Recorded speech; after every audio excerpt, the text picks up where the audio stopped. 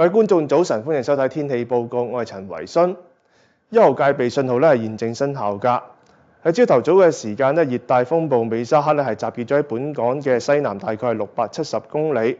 我哋預計美沙克咧係會向西北移動，而靠近海南島㗎。美沙克同本港咧係會保持相當嘅距離。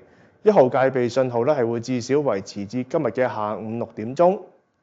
天文台咧之後係會視乎美沙克嘅強度變化、美沙克嘅強風區同珠江口嘅距離，以及本地嘅風力情況咧係評估是否需要發出3號嘅強風信號㗎。雷達圖像咧亦都顯示美沙克嘅外圍驟雨咧係不時影響住廣東沿岸地區。我哋預計本港今日稍後咧部分地區嘅雨勢係會較大㗎。至於氣温方面，去到朝頭早7點鐘咧，各區嘅氣温就大概係29度左右啦。而本港地區今日嘅天氣預測將會係大致多雲，有幾陣狂風驟雨同埋雷暴，早上短暫時間有陽光，驟雨係會逐漸增多，稍後咧部分地區雨勢係會較大，最高氣温都係會上升至大概係31度。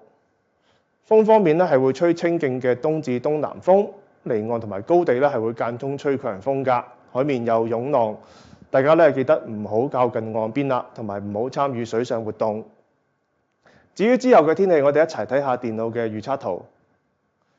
我哋預計咧，聽日廣東沿岸地區風勢仍然係頗大㗎。之後受住活躍嘅偏南氣流所影響啊，下個星期初期咧，廣東沿岸地區咧天氣仍然唔穩定㗎。所以喺天氣展望方面啦，我哋預計聽日咧風勢係仍然頗大，雨勢咧有時頗大，同埋有狂風雷暴啊。